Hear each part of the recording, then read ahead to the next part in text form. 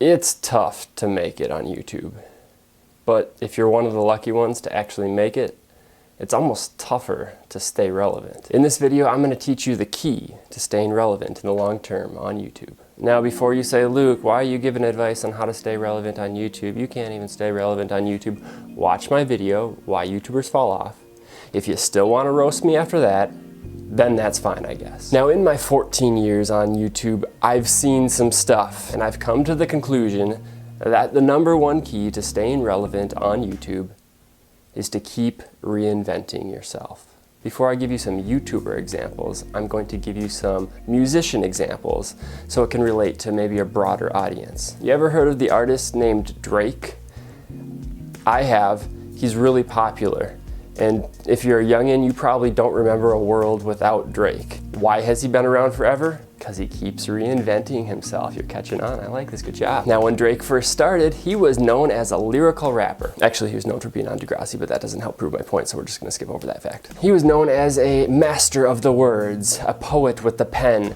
He was accused of being a ghostwriter for Lil Wayne. Is that even an accusation? That's like an honor if you're a ghostwriter for Lil Wayne. Now, just when he was getting super popular, all of a sudden he switched up on us and he started singing. Now, when he started singing and getting in his feelings, a lot of the rap experts were like, oh, this is corny. Drake's soft. This is the end of Drake. Fast forward to today, you can't turn on the radio without your favorite rapper singing a melodic rap. Drake was ahead of his time. He reinvented himself. He changed before he got stale. Who knows what he's gonna do next, but chances are it's gonna be different. Now, I'm sure all of you have heard someone say something along the lines of, oh, I miss the old Drake, or I miss the old Kanye. Well, if the old Drake and the old Kanye kept doing old Drake and old Kanye stuff, instead of people missing them, they'd be tired of them. In my opinion, it's better to miss somebody than forget about somebody. Let me hit you with another musician example before we get into the YouTubers. Machine Gun Kelly.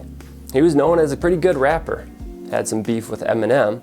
But over the last couple years, he's developed into a pop punk artist. Completely switched up. Now, how's that going for him? Oh, he's dating Megan Fox.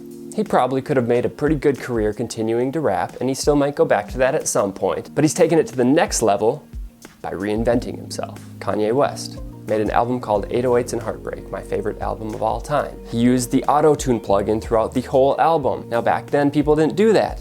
And they're like, oh, this is cheating, this isn't real music. Well, once again, you can't turn on the radio without hearing your favorite rapper use the auto-tune plugin. Shout out to T-Pain for that one, actually, though. If Kanye West hadn't gone out on a limb and reinvented himself, he might not be dating Jeffree Star right now.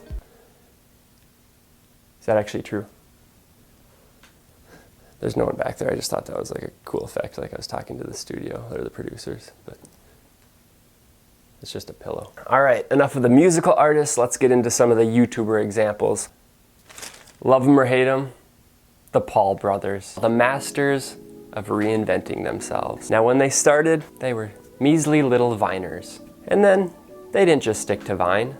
They branched out and went to YouTube. They became YouTube vloggers and wildly successful YouTube vloggers. But they weren't just satisfied with vlogging.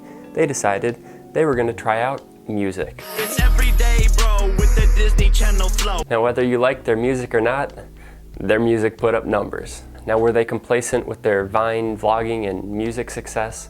Of course not. So they really stepped out of the box and got into boxing. Like, where does that even come from? And of course, it's wildly successful. I was reading the sports section in my local Star Tribune, and all of a sudden I'm reading about Jake Paul. The fact that they were willing to take risks and reinvent themselves have kept themselves relevant for much longer than most entertainers. If you or I had created a house called Team 10 that became as popular as the Team 10 house did in its day, we probably would cling to that for the rest of our lives, saying, look at what we created. This is amazing. I'll never let this go. But the Paul brothers are playing chess. Jake's moved on from that.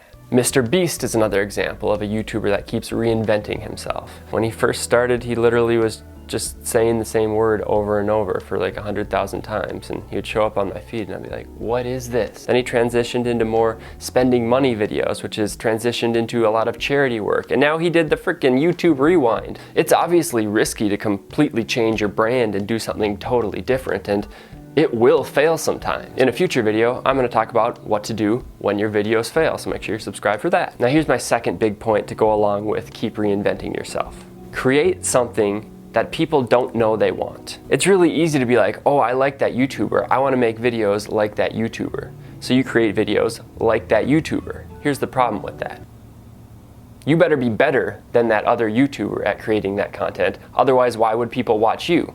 They're just gonna keep watching that other YouTuber. Now, I'm not saying this isn't a good way to get started by replicating some of your favorite creators, but if you really wanna be on top of the game, you better do something different. Create something that hasn't been created yet. I've seen some crazy trends in my 14-year YouTube career. Have I mentioned that I've been on YouTube for 14 years? Because I've been on YouTube for 14 years. I wanna say it was the late 2000s when people started recording themselves playing video games. And when I saw that, I'm like, who the heck would watch that? Why wouldn't you just play your own video games? And it didn't make any sense to me. But the first people to do that, PewDiePie being the leader of the pack at that time, captured an audience that was able to watch something they didn't know that they wanted. Fast forward to today, the gaming YouTubers might be the most popular YouTubers right now. In peak quarantine in about, I wanna say April 2020, I stumbled across a YouTube channel that had marble racing on it.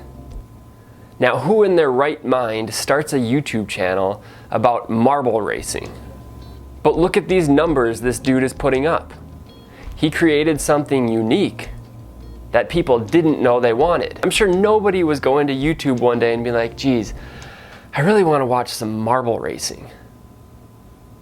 But all of a sudden I found myself on the couch with my roommate screaming at the TV, placing bets on the purple marble. Ryan's toy review.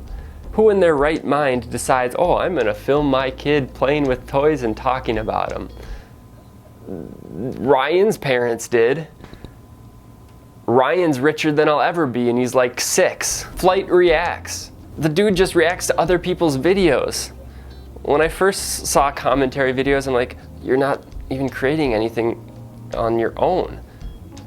And now the dude makes a great living just talking about other people's videos.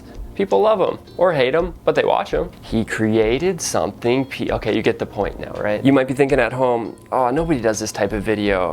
I'm gonna get teased, I'm gonna get bullied. You might feel vulnerable. Well, you might have to risk it because nobody gets famous trying to be the same as somebody else. And that's how you stay relevant on YouTube.